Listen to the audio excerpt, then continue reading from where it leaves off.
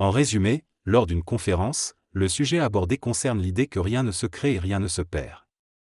Selon l'intervenant, il affirme que rien ne s'est réellement créé, donc rien ne peut se perdre.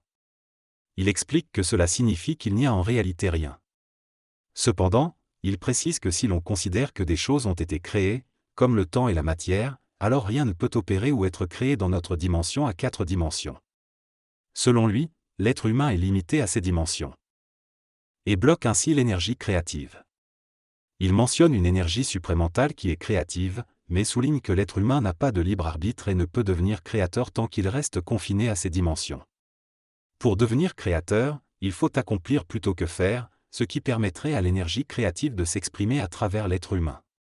Il explique que la créativité est un principe énergétique invisible qui doit être exprimé dans la matière.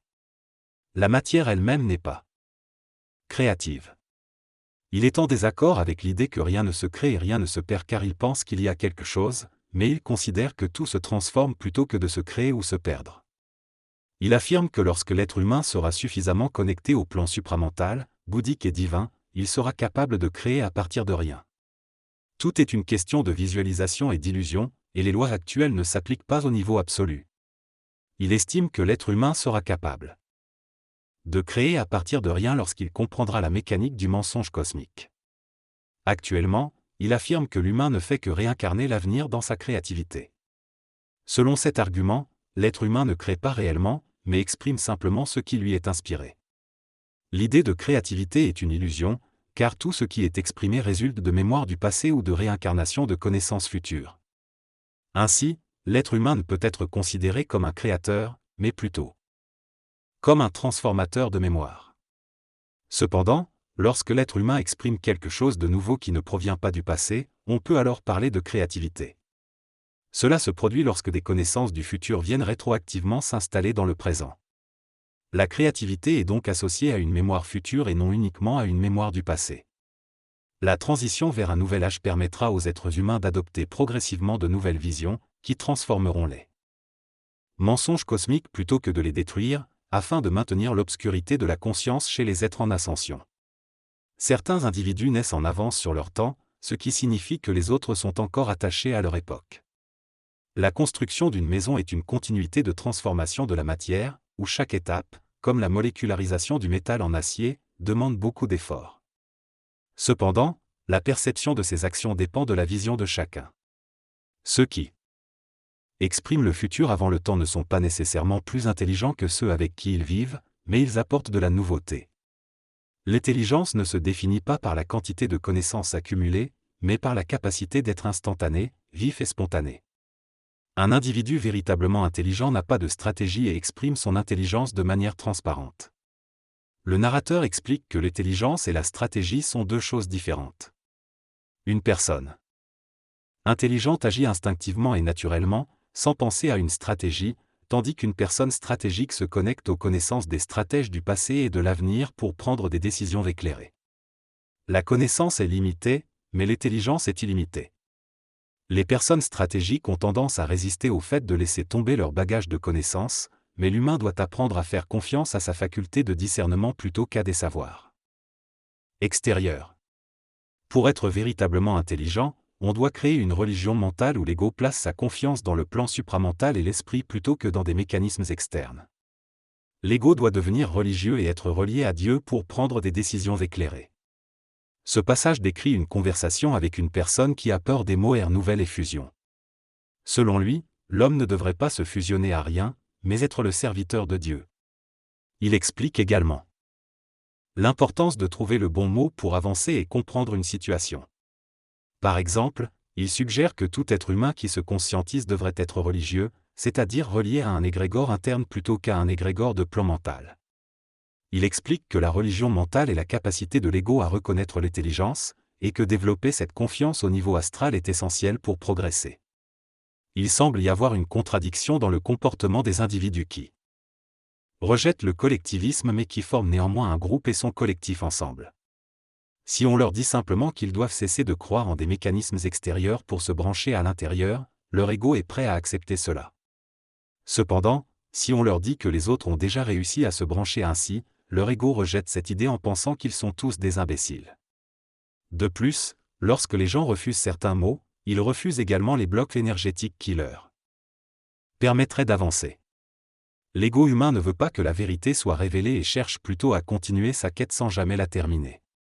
Pourtant, l'humain sait inconsciemment où il va, mais il fait tout pour ne pas le savoir consciemment. Il se complaît dans des distractions pour éviter d'affronter la réalité de sa destination. Ce texte explique qu'il est important de parler d'une manière brute à l'ego, de le rejeter et de le détruire pour créer un stress qui pousse l'ego à rechercher une nouvelle façon de s'en sortir. L'ego est décrit comme étant manipulé et fait à l'os, mais il faut lui faire comprendre qu'il ne peut pas fuir et qu'il est possédé par différentes parties qui obscurcissent son fonctionnement. L'être humain doit être exorcisé, c'est-à-dire libéré de ses parties usurpatrices, et doit avoir la foi dans celui qui vient pour se transformer. La foi est décrite comme une ouverture, tandis que la croyance aveugle est considérée comme dangereuse. Finalement, il est souligné que même si l'individu peut comprendre rationnellement les défauts de son ego, celui-ci ne les reconnaît souvent pas lui-même. Le texte parle de la jalousie et de l'ego. L'auteur explique que souvent, les gens pensent que si la tête est consciente d'un problème, tout le reste l'est aussi, mais cela ne correspond pas à la réalité. L'auteur souligne que l'ego n'est pas conscient de notre évolution et des problèmes qu'il crée, tandis que la conscience humaine et le mental le sont.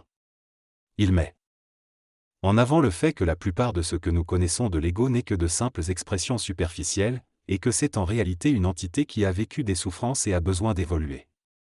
L'auteur évoque également la nécessité pour l'ego de rester sur Terre afin de permettre une union des plans astraux, mentaux et célestes, et ainsi atteindre une réussite. Finalement, il explique que l'ego se crée des mécanismes de défense et de guerre pour lutter contre les forces négatives et atteindre le plan mental, où il retrouvera des connaissances qu'il avait déjà en lui. Dans ce passage, l'auteur aborde différents sujets tels que la haine envers l'Irak, l'évolution de l'ego et la foi. Il explique que l'ego doit s'associer à une évolution pour atteindre une conscientisation, et que l'humain développe une conscience mémorielle dans sa descente évolutive. Cependant, il souligne que les égos ont été déçus par les mécanismes de l'évolution et ne croient plus en des preuves tangibles. Certains humains choisissent de suivre plutôt que de prendre en main leur propre évolution, mais il insiste sur la différence entre la foi véritable et une croyance aveugle. Pour l'auteur, la foi est l'ouverture d'un canal et non une simple croyance. Enfin, il souligne l'importance de l'éducation de l'ego par le mental, à condition que le mental soit positif et transparent. Il conclut en disant que l'humain doit être lié à une intelligence instantanée pour instruire son ego. Dans ce discours, il est mentionné que si quelque chose n'est pas instantané, alors cela devient mémoriel et nécessite une restructuration, créant ainsi des stratégies. Il est également affirmé que l'humain doit nécessairement être lié à l'amour instantané afin de pouvoir instruire convenablement son ego et éviter la haine. L'amour instantané est décrit comme une mécanique de transparence qui permet à l'individu de s'aimer et d'aimer les autres sans problème énergétique. Il est ensuite discuté de différentes mécaniques qui régissent l'humain, comme Jéhovah pour le karma, les Elohim pour les génétiques, et Yahvé pour la capacité à s'aimer. Le terme moi est exploré et il est expliqué que cela peut se référer à différentes parties de l'individu, comme l'ego, le mental, le supramental, l'esprit, etc. Finalement, il est souligné que les noms ont des saveurs du passé et qu'il est parfois nécessaire de les utiliser pour différencier les différentes parties de soi, mais qu'il n'est pas nécessaire de les baptiser. Il semble que la personne dont on parle, Michel Lacerte, suscite beaucoup d'attention et de dérangement parmi les individus qui sont familiers avec lui. Il est dit que lorsque son nom est mentionné, tout le groupe auquel il appartient est également perturbé. Cependant, il est noté qu'il ne répond pas toujours lorsque son nom est appelé, sauf si les autres le manipulent. L'individu explique que les noms que nos parents nous donnent ou ceux que nos amis utilisent sont souvent liés à des parties de notre ego. Il affirme que si l'on est capable de reconnaître ces noms, on peut communiquer avec ces parties de nous-mêmes. L'individu fait également référence à la notion de religion mentale, où nos différentes parties égoïques travaillent en notre faveur et contribuent à notre succès. Il cite l'exemple d'une personne qui a perdu tout son argent après avoir pris conscience de certaines mécaniques de son ego. L'individu affirme qu'en comprenant et en travaillant avec ses parties égoïques, on peut trouver la réussite et la prospérité. Il mentionne également le cas d'une personne qui n'arrive pas à gagner de l'argent malgré ses compétences et ses efforts, et explique que cela peut être dû à des blocages égoïques liés à des croyances inconscientes sur l'argent. Finalement, l'individu essaie d'expliquer comment l'ego peut interférer avec nos actions et nous empêcher de réussir financièrement, même si nous appliquons les mêmes stratégies. Il est crucial d'apprendre à exprimer à notre ego ce qu'il est réellement. L'ego agit souvent de manière inconsciente, cherchant des réponses et des solutions à l'extérieur de nous. Pour instruire l'ego, il existe différentes techniques, comme celle du Facialata. Cette technique permet de confronter l'ego à des vérités qu'il ne veut pas admettre et de l'amener à prendre conscience de certaines choses. L'ego a besoin de confiance pour s'ouvrir et évoluer. La foi en quelque chose, comme en Dieu, est une croyance limitée et conditionnelle, tandis que la foi en soi et en l'ouverture à toutes les énergies est une transparence totale. Pour former notre ego, il est nécessaire de passer par des processus émotionnels, comme des thérapies de groupe, qui permettent de constater certaines vérités émotionnelles et de les résoudre. Dans cette conversation, il est mentionné que pour parvenir à une conscientisation fusionnelle douce, il est nécessaire d'avoir accès à l'amour instantané. Cela permettrait de reconnaître les mécanismes qui facilitent la transition de l'ego. L'ego est perçu comme étant de bonne foi et non intentionnellement nuisible à l'humain. Cependant, il est mentionné qu'une croûte de programmation entoure certaines personnes et que cette croûte doit être éliminée afin de résoudre le problème. Il est suggéré que cette élimination de la programmation peut se faire à travers une technique militaire de conscientisation différente, qui s'apparente à percer dans la croûte de l'ego. Pour atteindre son cœur. Cela permettrait de libérer des particules et d'utiliser cette libération de manière efficace. Dans cet extrait, l'auteur parle de la possibilité de transformer l'ego afin de parvenir à un état de conscience supérieur. Il évoque l'idée d'utiliser une technique initiatique puissante consistant à placer un explosif au niveau de la croûte terrestre pour libérer l'ego, mais souligne que l'humain n'est pas encore assez puissant pour réaliser cette transformation sans perdre leur corps physique. Il suggère plutôt d'instruire l'ego en utilisant la colère mentale douce pour se relier au plan de l'amour instantané. En faisant cela, l'humain ne deviendrait pas subitement un homme nouveau, mais passerait d'abord par une étape angélique avant d'atteindre cet état. L'auteur insiste sur l'importance de s'autoriser à être intelligent, à aimer et à permettre la facilité dans sa vie. Il dénonce également l'influence néfaste de l'ego sur le plan astral et met en garde contre son contrôle sur nos vies si nous luttons contre lui.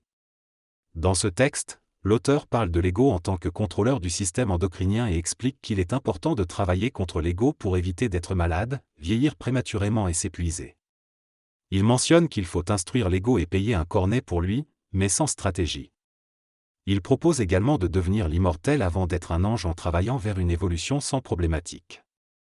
Il mentionne ensuite que la plupart des personnes travaillent trop pour atteindre ces évolutions, mais qu'il existe des mécaniques tampons pour faciliter le processus. Il invite à poser des questions sur le sujet ou n'importe quel autre sujet.